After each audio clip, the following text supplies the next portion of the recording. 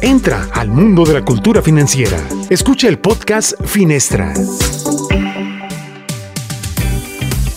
Bienvenido al podcast Finestra. Cuando tengas miedo ante lo desconocido, la mejor estrategia es no enfocarte en lo que puedes perder, sino en lo que puedes llegar a ganar, dice el escritor Mario Alonso Puig, médico madrileño y escritor de varios libros sobre el desarrollo de la inteligencia humana. Las elecciones políticas son momentos de gran incertidumbre y por eso es importante saber qué hacer y cómo blindar el ahorro y la inversión en estas circunstancias. De eso se trata el podcast de hoy. Soy la periodista Gabriela Chávez y me acompañan Imelda Flores, analista financiera de Finestra, y Patti Castellanos, encargada de relaciones públicas de esta firma que impulsa la cultura financiera, junto con mi colega Raúl Curiel.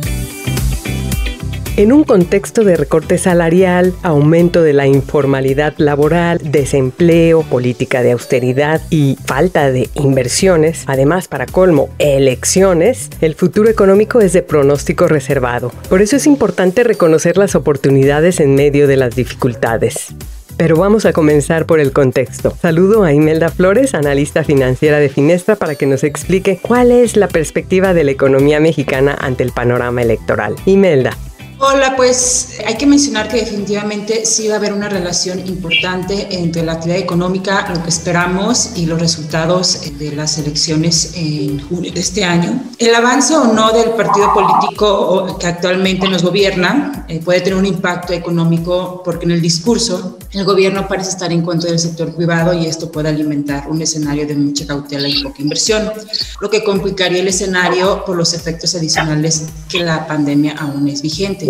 Hay que partir de que la economía de México se contrajo 8.2% en 2020, de acuerdo con cifras del INEGI, y se trata del mayor desplome que se equipara a lo que se vivió en la Gran Depresión de 1932. Se prevé que los factores que pudieran obstaculizar el crecimiento económico de este año serían la debilidad del mercado interno, la incertidumbre de la política interna, el gasto público, problemas de falta de Estado de Derecho. Estos solamente son factores internos, siempre hay un factor externo, como la economía externa, que también podría afectarnos. Adicionalmente, estamos viviendo presiones inflacionarias. Nos acaban de avisar hace poco que en marzo el INPC, que es el indicador que mide la variación de precios, llegó a cotizar en 4.67% a tasa anual. Este es el nivel más alto observado desde diciembre de 2018. Esta presión se vio específicamente por un aumento en el precio de las tortillas, el huevo y sobre todo del gas, el doméstico LP y la gasolina de bajo octanaje que estamos hablando, que han aumentado, el gas específicamente del 36% en lo que va del año. El pronóstico para finales de 2021 es un poquito más reservado. Se espera que las presiones inflacionarias bajen y que la inflación se ubique en el 3.88%. Y esto quiere decir dentro de la meta del Banco de México. La meta del Banco de México establecida es 3% más menos un punto porcentual. Quiere decir que el rango de 2 a 4 estamos dentro de la meta. Otro tema es el desempleo. Recordemos que por la pandemia se eliminaron 12 millones de empleos en el país. Esto derivado del cierre de empresas para que uno de los efectos de la pandemia, ¿no? Hasta febrero solamente se han recuperado 10 millones de empleos, entonces aún faltan 2 millones pendientes. Bajo esas condiciones, el proceso electoral y la incertidumbre de los resultados puede seguir afectando la recuperación. La recomendación es seguir preparándonos, revisar constantemente nuestro ingreso y gasto para tomar decisiones a tiempo. Desde luego, una decisión inteligente es apartar parte de nuestro ingreso para destinarlo a la inversión. Pero no todo es malo. Datos interesantes y datos positivos en este entorno es de que a pesar de esta volatilidad y a pesar de que la economía no va marchando muy bien, el índice de precios y cotizaciones de la Bolsa Mexicana de Valores, el principal índice bursátil de México, a lo largo del año y después de la pérdida importante que tuvo en algún momento, ganó 1.2% y en lo que va del año lleva una ganancia del 7%. Por otro lado, el dólar estadounidense se mantiene al alza frente a todas las monedas globales y emergentes y a pesar de ello no se ha visto tan afectado frente al peso. Realmente estamos hablando de lo que va del año, el peso solamente se ha depreciado menos del 1% cuando hay otras monedas que se han depreciado más del 17%. Bueno, en resumen, es recomendable brindar las inversiones ante el actual escenario electoral, buscar esquemas que sean acordes a nuestras necesidades, pero lo mejor es hacerlo con los expertos. Ciertamente. Y bueno, Pati, tendríamos que tener una bola de cristal para saber qué tipo de inversiones nos pueden generar más ganancias. Pero, ¿qué recomendaciones hay que considerar en una época electoral?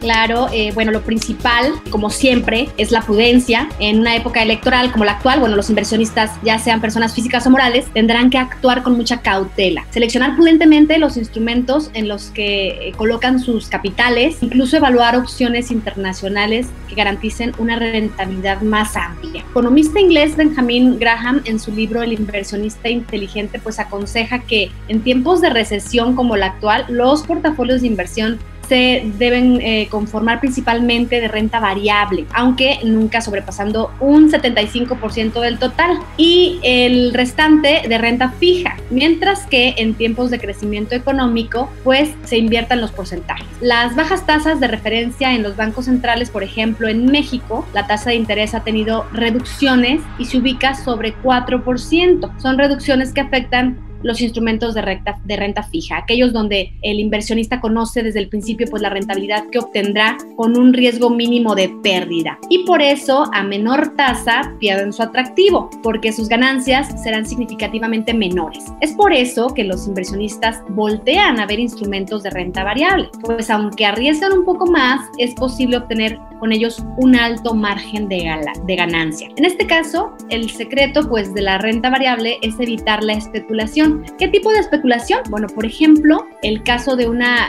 compañía de Wall Street dedicada a la venta de videojuegos en tiendas físicas, la cual el año pasado en plena pandemia logró multiplicar 64 veces su valor debido a la alta demanda de sus acciones ocasionada por miles de clientes movilizándose en contra de los fondos de cobertura, tomando ventaja de las reglas del mercado. No obstante, por mucho que la situación sanitaria llegara a mejorar, sería poco probable que sus ventas aumenten en la medida o la misma medida y que ofrezcan la rentabilidad que los inversionistas pues están buscando. Por lo tanto, si estás en condiciones de arriesgar, hazlo, pero calcula muy bien tus riesgos. Así es, y sobre todo porque seguimos enfrentando una alerta sanitaria y la economía no está siguiendo todavía un camino de plena reactivación. Raúl, ¿qué le queda al ahorrador para defenderse ante cualquier eventualidad? Pues sí, Gaby, es un hecho que en este 2021 será un año de grandes desafíos. Por cierto, un año que le llamo el 2021 el año de la vacuna. Pero para los inversionistas mexicanos no cambia mucho el panorama este año. O bueno, quizás no estamos en aquellas épocas cuando la gente comenzaba a comprar dólares. ¿Se acuerdan cuando cada cambio de sexenio?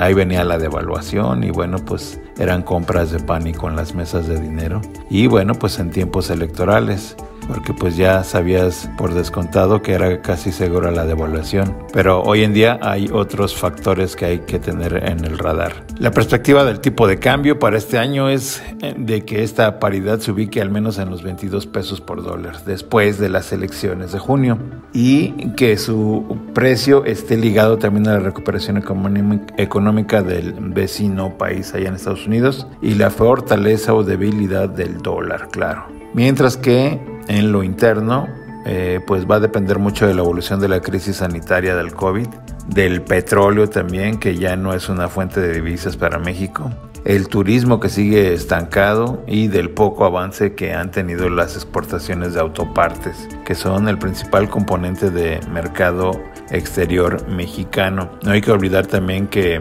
los berries y el tequila pues por ahí están sacando la casta, pero bueno, esto además del riesgo del alza en la inflación, como ya comentó Imelda, pues encienden las luces amarillas en la economía. Por eso yo me pregunto qué puede ayudar a evitar una devaluación. Pues las mismísimas remesas que mandan los trabajadores mexicanos legales o ilegales desde Estados Unidos. Estas remesas pueden aumentar por las ayudas del gobierno americano a las empresas privadas y a los trabajadores, incluso a los desempleados. De hecho, sin las remesas provenientes del vecino del norte, el tipo de cambio andaría por ahí de los 25 pesos o más por dólar. Bueno, no lo digo yo, eso lo dicen los expertos. Y otra pregunta que habría que hacernos es ¿qué podría afectar Bueno, pues el gasto electorero que puede acelerar el déficit presupuestal y generar una baja calificación para la deuda mexicana que por cierto, pues a cada rato está en revisión,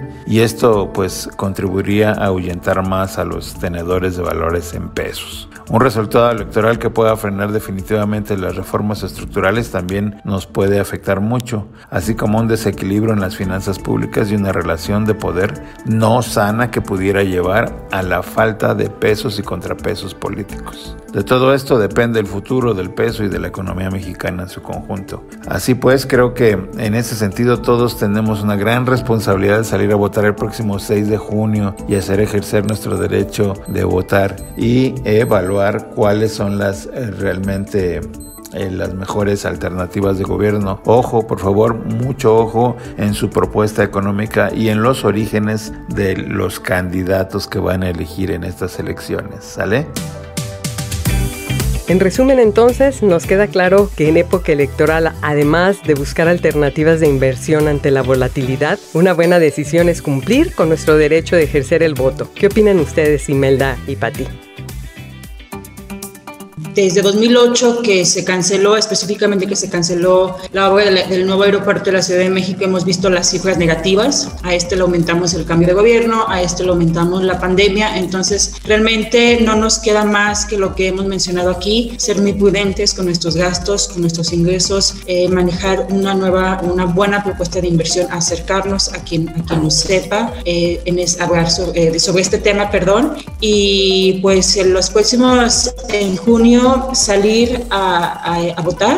Al fin y al cabo, una votación es como un salto de fe, porque una cosa es lo que nos prometen y otra cosa es lo que nos cumple, ¿no? Uh-huh. Pero realmente aquí el punto es salir a votar y tratar de que escuchen nuestro llamado y nuestra decisión, todos los partidos que actualmente están buscando el poder en México. Y hacerlo responsablemente, estar muy bien informados, ¿verdad? Para poder tomar una muy buena decisión.